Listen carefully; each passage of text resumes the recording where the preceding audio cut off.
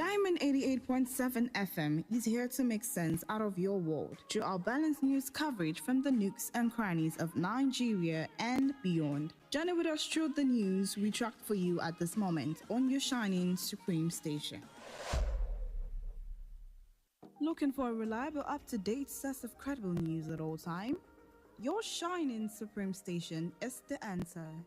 Stay tuned for the news on the hour by 1 p.m. every day on Diamond 88.7 FM Iroyin. Shining supreme.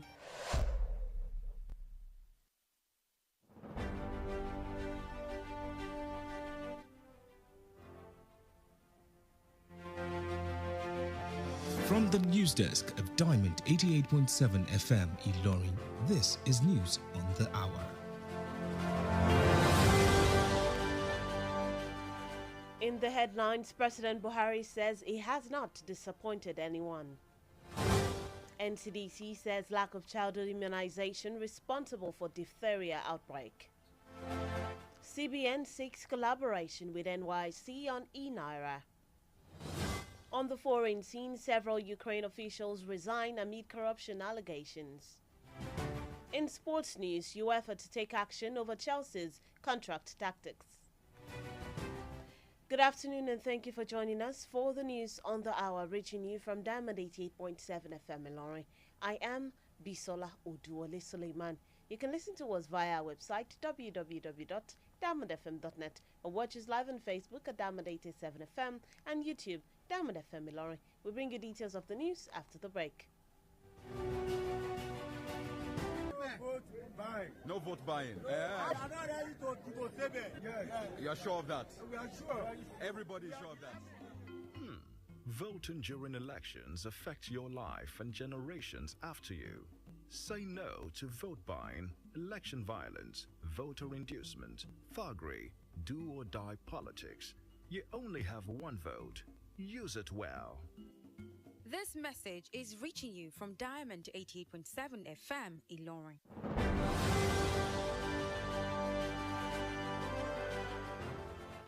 Welcome back. Now the news in detail.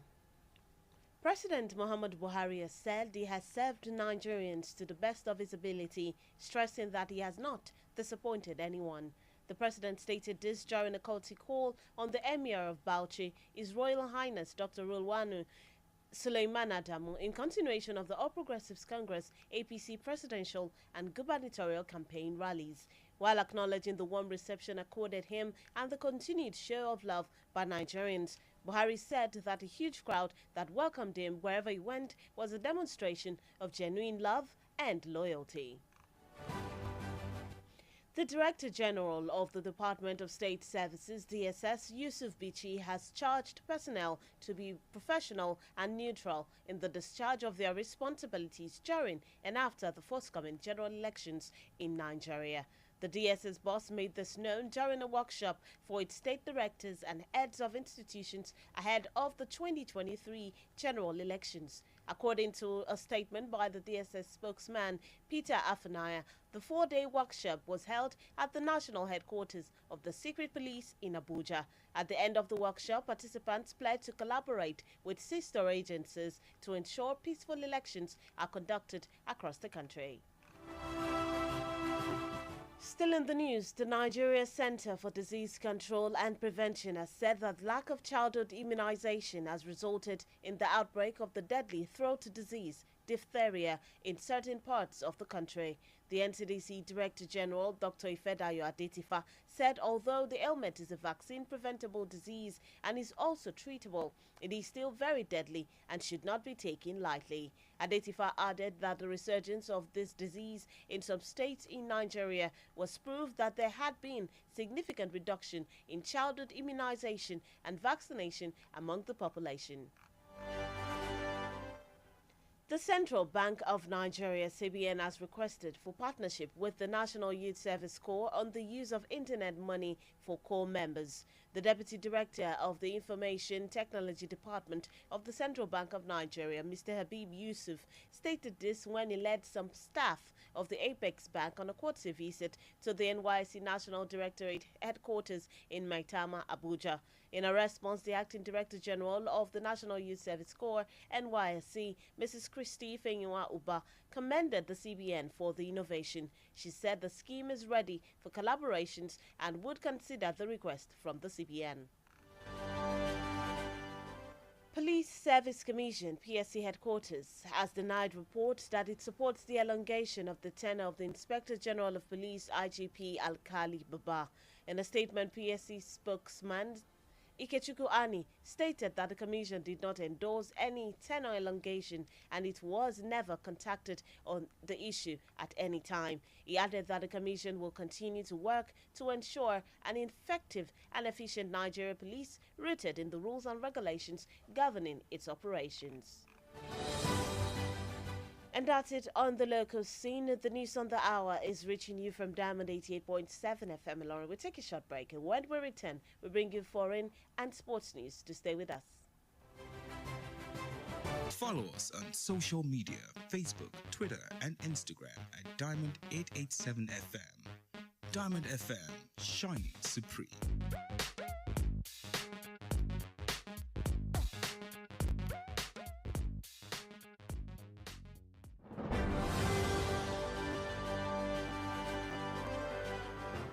Welcome back from the break. If you're just tuned in and joining us, you're listening to the news on the hour, reaching you from Diamond 88.7 FM Ilorin.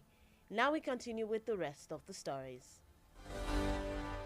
On the foreign scene, several senior Ukrainian officials have announced their resignations as the defense ministry was shaken by food procurement scandal and the presidency warned of tough anti-graft measures.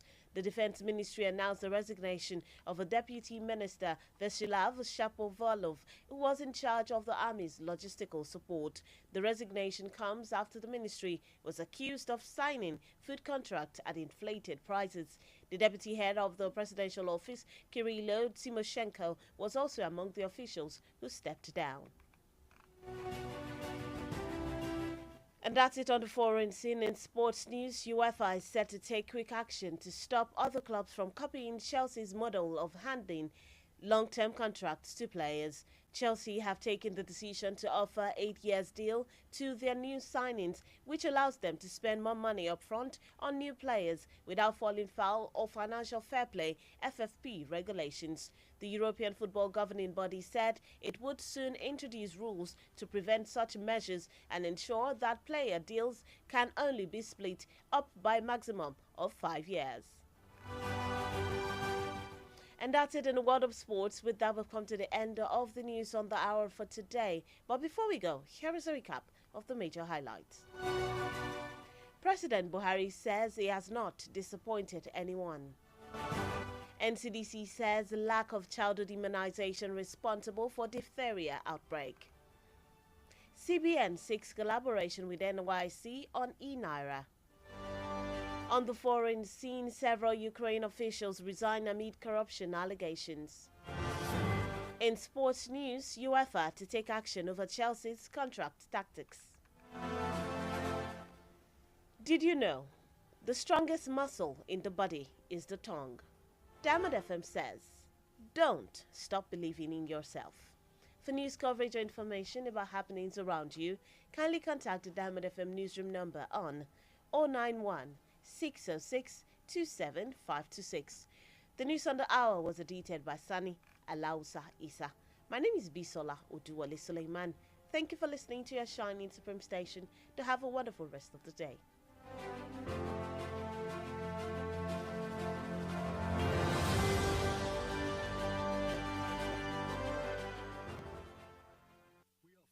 That mental health breakdowns sound like this. I'm emotionally stressed. I'm emotionally downcast. I am so confused of all about life. But in reality, they can sound like this.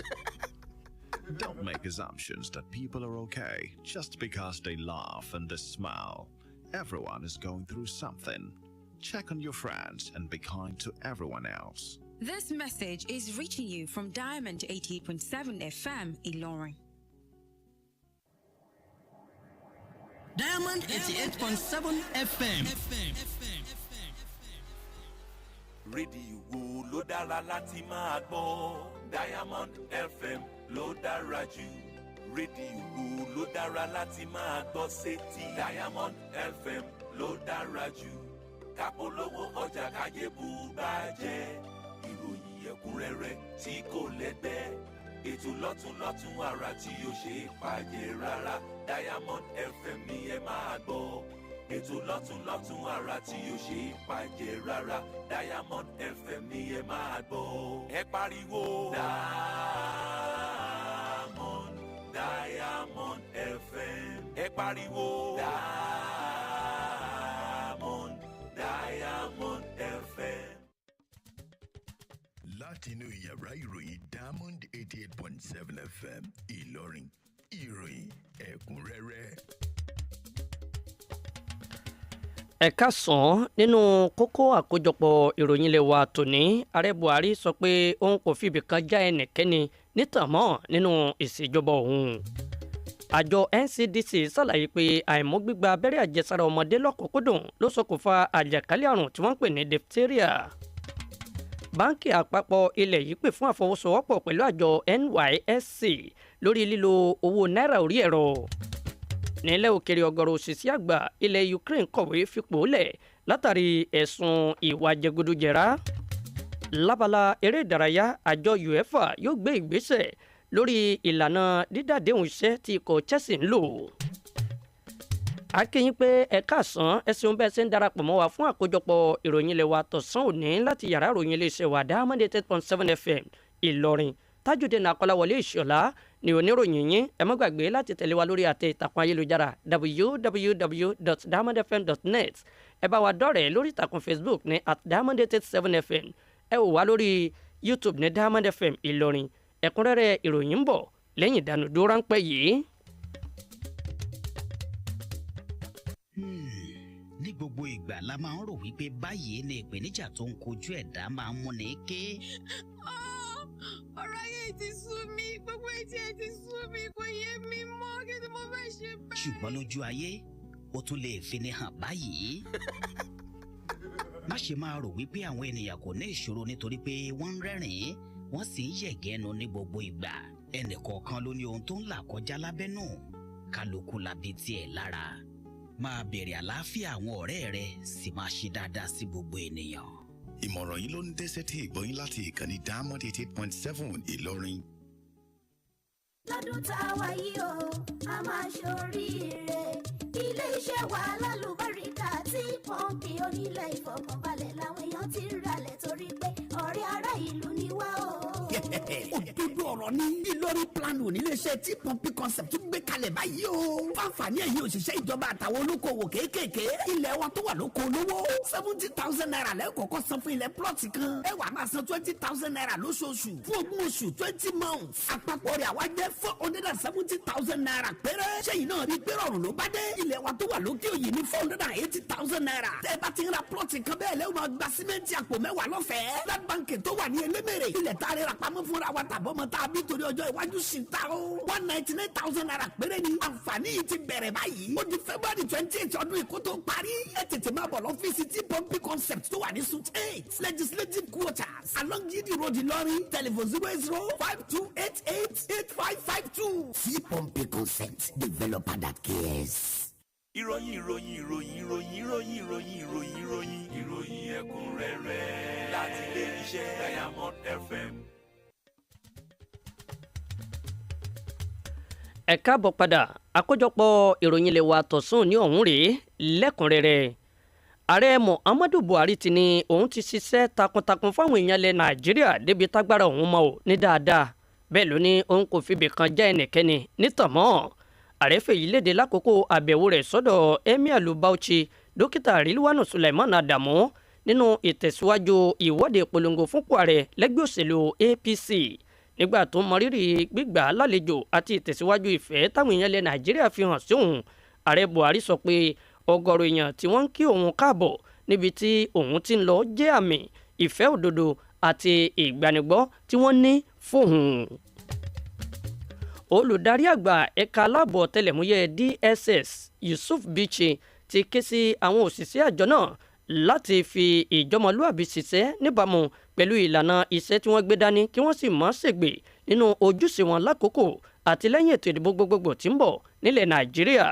Ọ̀gá àgbà àjọ DSS sọ èyí di mímọ̀ lákòókò ètò ìdánilẹ́kọ̀ọ́ kan fáwọn olùdarí nípínlẹ̀ àtàwọn adarí lájọ̀lájọ̀ ṣáájú ètò ìdìbò gbogbogbò ọdún 2023. Gẹ́gẹ́ bí àtẹ̀jáde látọ̀dọ̀ agbẹnusọ fájọ DSS Peter Afunaya ṣe wí, ìdánilẹ́kọ̀ọ́ lọ́jọ́ 4 ọ̀hún ló wáyé lólùléeṣẹ́ àpapọ̀ àjọ ọlọ́pàá ọ̀tẹlẹ̀múyẹ́ tó wà nílùú Àbújá. Lópin ìdánilẹ́kọ̀ọ́ ọ̀hún làwọn olùkópa ṣèlérí àti fọwọ́sowọ́pọ̀ pẹ̀lú lájọ̀lájọ̀ yòókù láti rí i dájú pé ètò ààbò tí ó lọ nírọ̀wọ́rọsẹ̀ wáyé jákèjádò ilẹ̀ Nàìjíríà. Àjọ tó ń gbógun ti àjàkálẹ̀ àrùn nílẹ̀ wa NCDC ti sọ di mọ̀ pé àìkọbiarasí gbígba abẹ́rẹ́ àjẹsára fáwọn ọmọ kéékèèké ló ṣokùnfà àjàkálẹ̀ àrùn gbọ̀fun tí wọ́n ń pè ní diphtheria ní àwọn apá kan orílẹ̀-èdè yìí o. Olùdarí àgbàjọ NCDC dókítà Ìfẹ́dayọ̀ Adétífà ṣe lálàyé pé bó tilẹ̀ jẹ́ pé àrùn ọ̀hún ṣe é dènà látara gbígba abẹ́rẹ́ àjẹsára tó sì ṣe pé ó ṣe é tọ́jú síbẹ̀, ó burú janjan tí kò sí fọwọ́ ẹ̀rẹ̀hẹ̀hẹ̀ mú.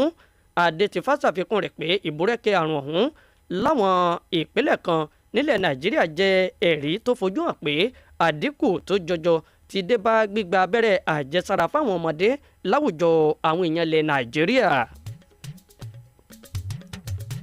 Báńkì àpapọ̀ ilẹ̀ yìí CBN ti béèrè fún ìfọwọ́sowọ́pọ̀ ṣiṣẹ́ pẹ̀lú àjọ àgùnbánirọ̀ NYSC lórí lílo owó orí ẹ̀rọ fáwọn ọmọ àsìnrúùlú.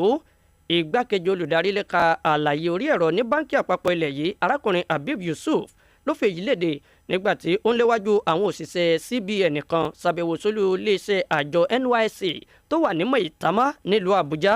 Nínú èsì rẹ̀, adelé olùdarí àgbà àjọ NYSC arábìnrin Christy Ifeyinwa Uba gbóríyìn fún báńkì àpapọ̀ ilẹ̀ wa fún ìròrí náà. Obìnrin ọ̀hún sọ pé àjọ náà ṣetán fún àfọwọ́sowọ́pọ̀ ọ̀hún àti pé yóò wòye sí ìbéèrè látọ̀dọ̀ báńkì àpapọ̀ ilẹ̀ wa náà.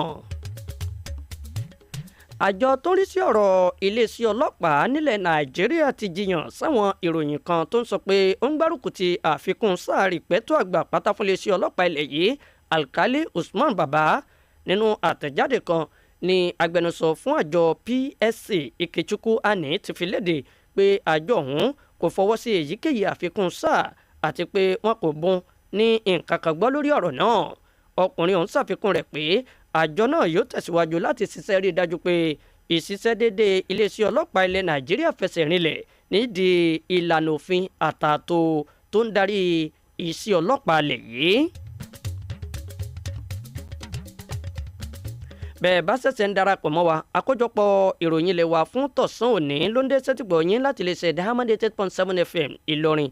À ń lọ sẹ́nu ìdánudó ráńpẹ́ báyìí tá a bá padà dé. Ìròyìn ń tẹ̀síwájú nílẹ̀ òkèrè àti lábala eré ìdárayá. Ẹ má gbé kúò níkànnì Diamond 8.7 FM Ìlọrin.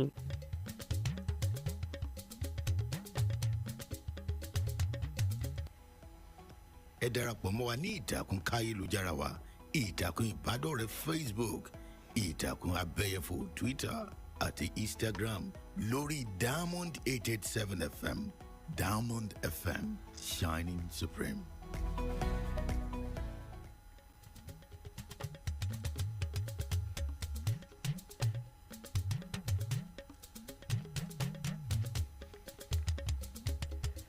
Ẹ káàbọ̀ padà bẹ́ẹ̀ bá ṣẹ̀ṣẹ̀ ń darapọ̀ mọ́ wa, àkójọpọ̀ ìròyìn lè wa tọ̀sán òní ló ń dé sétígbọ̀ yín láti lè ṣe Diamond 8.7 FM Ìlọrin. Ìròyìn ń tẹ̀síwájú nílẹ̀ òkèrè. Ọ̀gọ̀rọ̀ òṣìṣẹ́ aláṣẹ àgbà nílẹ̀ Ukraine ti kéde ìkọ̀wé fipò lẹ́wọ̀n gẹ́gẹ́ bí iléeṣẹ́ ètò ààbò ilẹ̀ náà ṣe ń hó rúgbùrùgbù látàrí ọ̀rọ̀ bíi tí wọ́n darí owó ríra èròjà oúnjẹ gbà àti bí iléeṣẹ́ ààrẹ ṣe ṣèkìlọ̀ pé ìgbésẹ̀ tó le koko lè àwọn gbé tako ìwà jíjalè owó òlú nílẹ̀ náà. Iléeṣẹ́ ètò ààbò ilẹ̀ náà ló kéde ìkọ̀wé fipò lẹ̀ igbákejì mínísítà kan Yaroslav Safalov, ẹni tó wà níkápá àwọn ohun èlò ìrànwọ́ iléeṣẹ́ ológun. Ìkọ̀wé fipò lẹ̀ náà ló wáyé lẹ́yìn tí wọ́n fẹ̀sùn kan iléeṣẹ́ náà pé wọ́n gbé àkànṣe iṣẹ́ ríra èròjà oúnjẹ jáde lówó tó ga gegere. Igbákejì adarí lọ́fíìsì iléeṣẹ́ ààrẹ Krilo Timoshenko náà wà lára àwọn lọ́gàálọ́gàá tí wọ́n ti fipò wọ́n lẹ̀. Lábala eré ìdárayá, àjọ tó mójútó eré bọ́ọ̀lù àfẹsẹ̀gbá nílẹ̀ Europe tá mọ̀ sí àjọ UEFA ti ṣetán àti gbé ìgbésẹ̀ kánmọ́kánmọ́ láti dá àwọn ikọ̀ agbábọ́ọ̀lù yòókù dúró nínú wíwo àwòkọ́ṣe ikọ̀ agbábọ́ọ̀lù Chelsea nídìí ìlànà dídàdéhùn iṣẹ́ oníṣàgbọ̀nà pẹ̀lú àwọn agbábọ́ọ̀lù. Ikọ̀ agbábọ́ọ̀lù Chelsea ló ti gbé ìgbésẹ̀ ìdádéhùn iṣẹ́ ọlọ́dún mẹ́jọ pẹ̀lú àwọn agbábọ́ọ̀lù tuntun tí wọ́n ṣẹ̀ṣẹ̀ rà, èyí tó fààyè gbà wọ́n láti ná owó kọjá bó ṣe yẹ lórí àwọn agbábọ́ọ̀lù tuntun láìrúfin ìlànà pínrin láàrin nídìí ètò ìṣúná. Àjọ alákòóso eré bọ́ọ̀lù àfẹsẹ̀gbá nílẹ̀ Yúróòpù ọ̀hún wá sọ di mọ̀ pé òun yóò gbé ìlànà òfin kalẹ̀ láìpẹ́ láti dènà irú ìgbésẹ̀ bẹ́ẹ̀, láti rí i dájú pé àdéhùn iṣẹ́ agbábọ́ọ̀lù kan kò kọjá ọdún 5. Kí n tó parí àkójọpọ̀ ìròyìn ilé wa fún tọ̀sán òní, kókó tó wà nínú rẹ̀ rí lẹ́ẹ̀kan sí i. Ààrẹ Muhammadu Buhari ti sọ di mọ̀ pé òun kò fìbì kankan já ẹnikẹ́ni nítàn mọ́ nínú ìṣèjọba òun. Àjọ tó ń gbógun ti àjàkálẹ̀ àrùn nílẹ̀ wa Nàìjíríà NCDC ti ṣàlàyé pé àìmú gbígba abẹ́rẹ́ àjẹsára ọmọdé lọ́kùnkúndùn ló ṣokùnfà àjàkálẹ̀ àrùn tí ń jẹ́ diphtheria. Àmọ́ wá fún yín pé báńkì àpapọ̀ ilẹ̀ wa CBN ti pè fún àfọwọ́sowọ́pọ̀ pẹ̀lú àjọ NYSC lórí lílo owó náírà orí ẹ̀rọ fáwọn ọmọ àsìnrú ìlú. Nílẹ̀ òkèèrè láti mọ̀ wá pé ọ̀gọ̀rọ̀ àwọn òṣìṣẹ́ àgbà lẹ́nu iṣẹ́ ọba ilẹ̀ Ukraine kọ̀wé fipò lẹ̀ látàrí ẹ̀sùn ìwà jẹgúdújẹrá. Lábala eré ìdárayá, àjọ UEFA yóò gbé ìgbésẹ̀ lórí ìlànà dídàdéhùn iṣẹ́ tí ikọ̀ Chelsea ń lò. Kí n tó máa lọ, ẹ gbọ́ iṣẹ́ tá a ní fún yín yìí. Ǹjẹ́ mọ̀ pé ahọ́n ní iṣan tó lágbára jùlọ nínú ẹ̀yà ara? Diamond FM sọ lónìí pé má ṣe dá nígbàgbọ́ rẹ dúró nígbàgbọ́ nínú ara rẹ pé o lè ṣe nǹkan dáadáa. Àkójọpọ̀ ìròyìn ilé wa fún tọ̀sán òní ọ̀hún kò ní jù báyìí lọ. Sanni Aláùsá lolóòtú fún ìròyìn nípa ohun tó ń ṣẹlẹ̀ láyìíká yín tẹ́ fẹ́ fi tó yàrá ìròyìn lè ṣe wà Diamond FM létí ẹ̀ka sùn wa lórí ẹ̀rọ ìbánisọ̀rọ̀ 091-606-27526. Tajudeen Akolawole Ishola ló tún ròyìn náà sédè àbínibí tó mú wá sí etí gbọ̀nyín. Ẹ ṣeun púpọ̀ bẹ́ẹ̀ sì ń tẹ́tí sí ìkànnì yín tó tàwọn yọ.